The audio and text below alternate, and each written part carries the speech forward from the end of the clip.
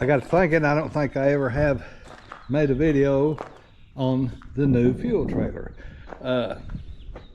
Remember some videos back, that tank right there was mounted on a yellow trailer that's over here. Well, the axle broke on me and I was 50 miles from home just to put diesel in the trailer. Got to the job, pulled down to the dozer, and I looked, one tire was leaning in, and I thought, well, I was about to lose a tire. I'm glad I'm here at the dozer, and got looking at the other side, and the other side was leaning in, and then I looked underneath, and my axle was broke. What it was mounted to this yellow trailer right here. And I had saddles made when I bought that propane tank, had it put bungs in it and stuff, and so it was mounted on this trailer here. Well, so I'm up there with a full tank of diesel, can't move my trailer, so my neighbor had a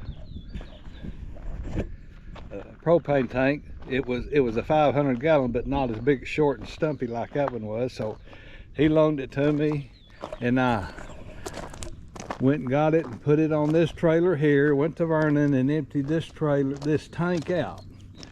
So when I got ready to come in, I went on and used this trailer with a tank on it.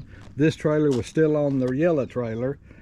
Had the loader there. I picked it up and set it on the dozer truck trailer that I carry my dozer on, and it locked about a ½ inch on each side hanging over the edge. So that trailer was 8 foot wide almost from tire to tire.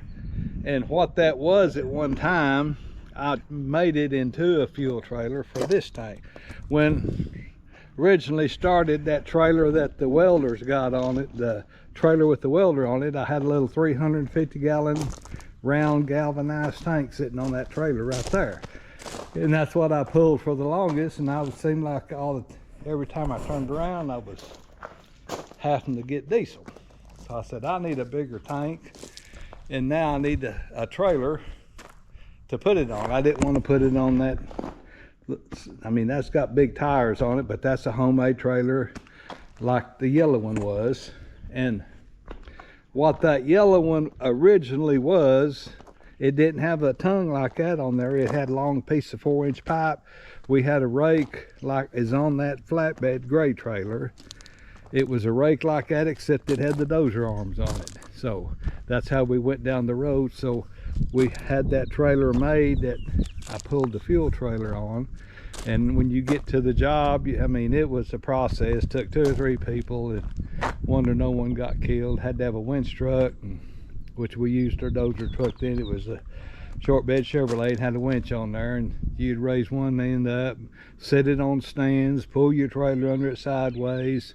And anyway, that's all that yellow trailer was good for, to pull a big rake like that back and forth to the job. It was never meant to pull every day. Well, once I put a fuel tank on it, I had the saddles made on it and the tongue to hook up to your pickup put on it, and it's just so dadgum wide. I was running over trees everywhere I went, and then had the mobile home tires on it and mobile home axles and wheels, and they're all right, but you're kind of limited to what kind of tire you can buy. You can buy the low boy tires, and them things wear off, and it was always shaking and shimmying and going down the road. So anyway, when the axle broke on the trailer, I went to looking for a trailer.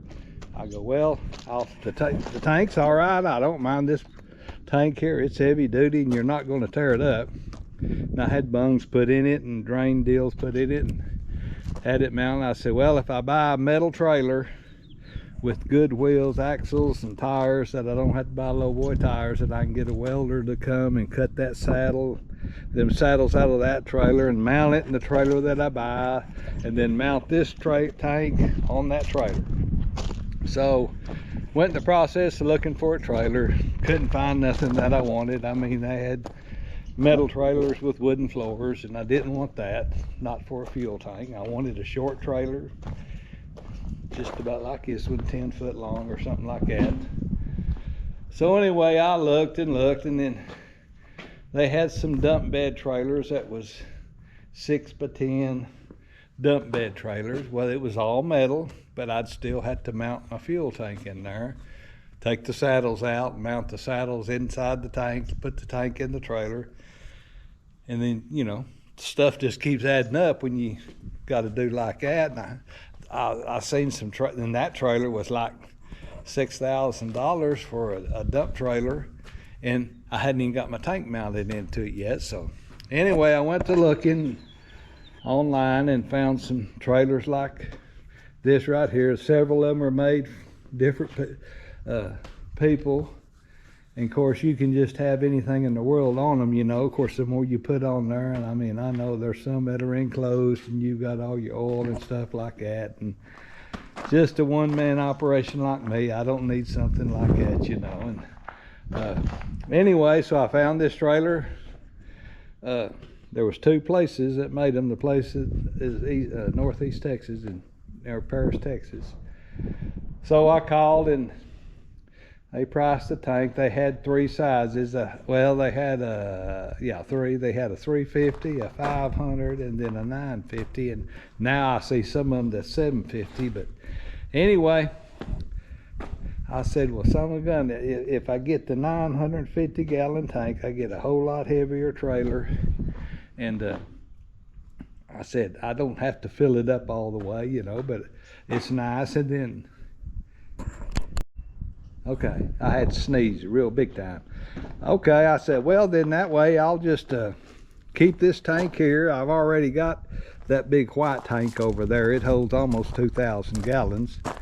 And I hadn't filled it up in a while because the way diesel was getting, it'd go up or down. And I'm all the time either going up toward Electra or Holiday.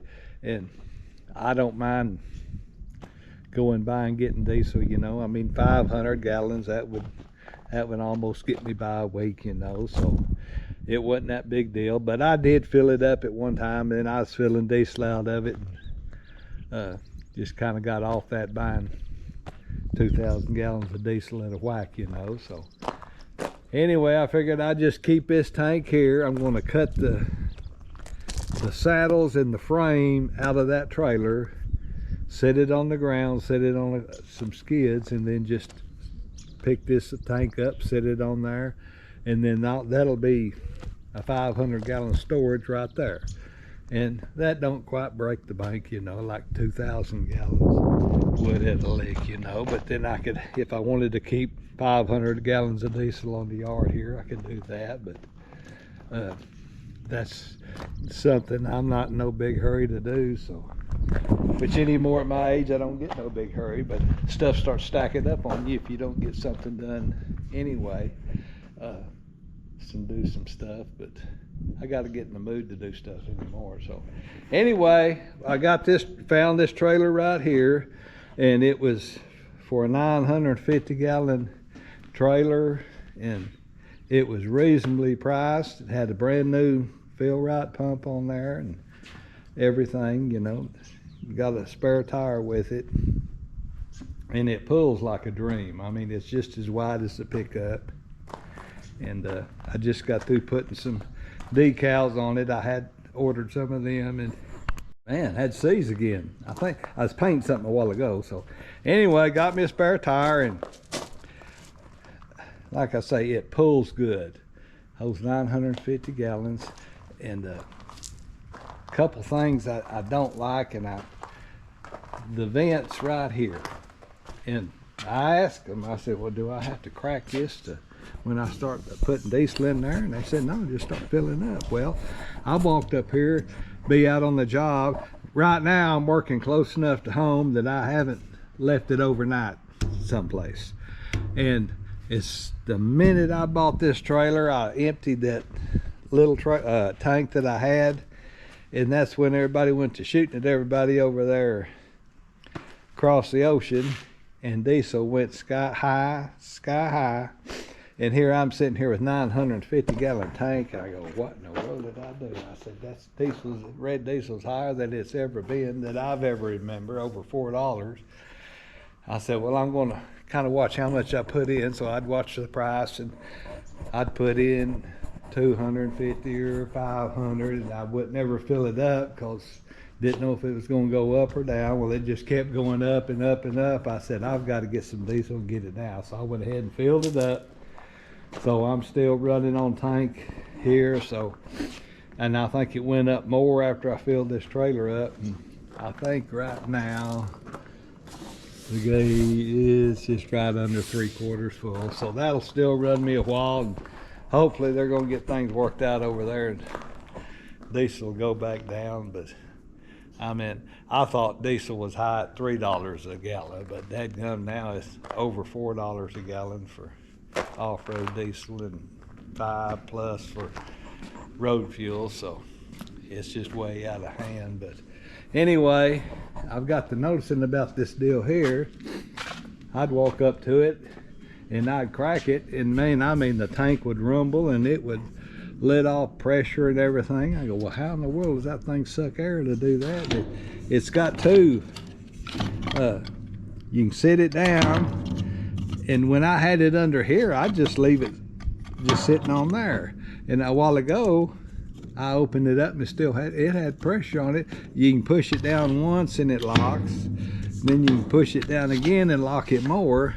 And for the life of me, I just can't figure out, and I've took it off before, and I mean that tank just rumbled when all the air went out of it. So anyway, I was getting some stuff the other day, so it had a bung up here. It was plugged off. So I'm going back with the old way that I had over there, and I like this better because I can leave that like that. No water will get in it. If I've got a full tank of diesel going down the road, I got a little plug I just screw in right there. And I'd rather have that and keep that tank from sitting there swelling up and decreasing. The pump was probably going to work all right before, but I was always cracking that so air would get in there.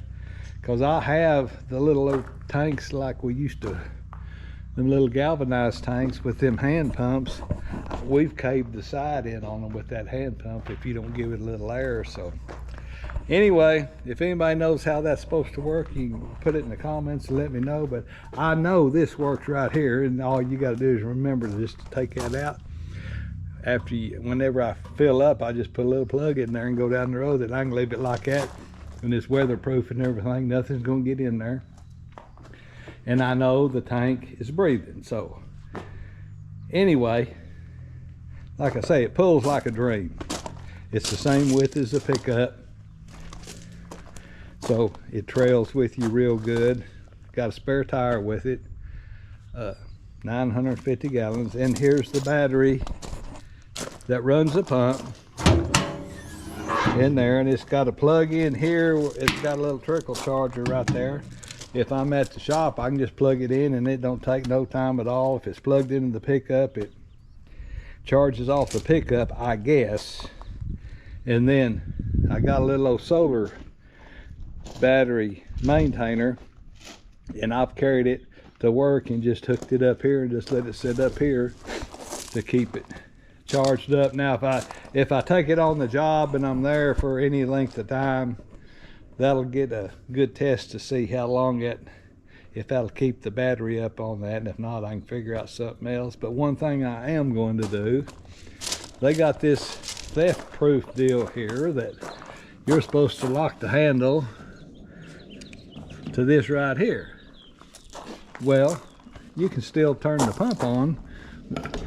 All you got to do is kick it up a little bit and the pump runs on. So I said, well, heck, someone just walk up and turn the pump on, whether it's getting enough and drain your battery down or anything. So what I am going to do, I'm going to put a little switch here, an on-off switch inside of this door.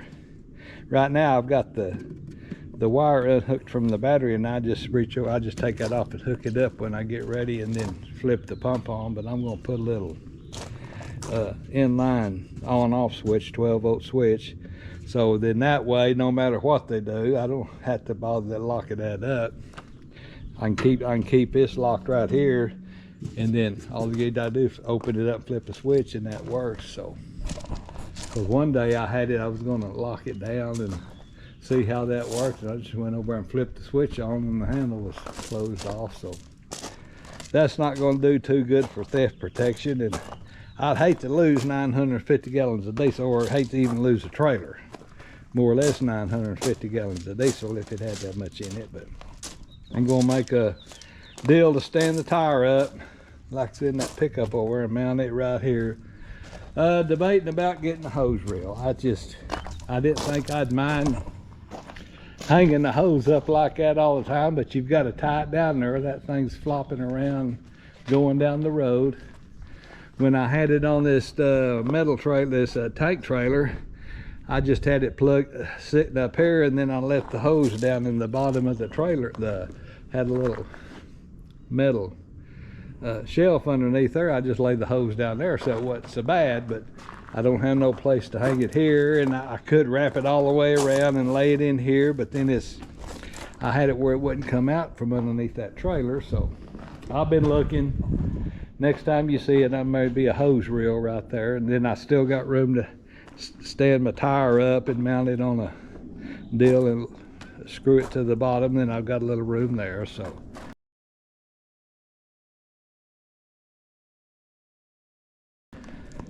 anyway, that is the new fuel trailer. So just can't wait for diesel to come down where I can fill it up again, so or get a little bit more in it. Anyway, that's the newest addition to Dunsmore Dozer Services. I may try to get me a stencil and put the name of the company on there, or at YouTube, Dunsmore Moving Dirt. So anyway, appreciate y'all watching this channel, and we'll get to moving some dirt, mud, or something here after a few days, and we'll let you see some new stuff. I'm starting to put some out now when I started cleaning out tanks a couple months ago, so that'll be some videos, which you may already have seen them when you see this. So anyway, thanks for watching. Bye.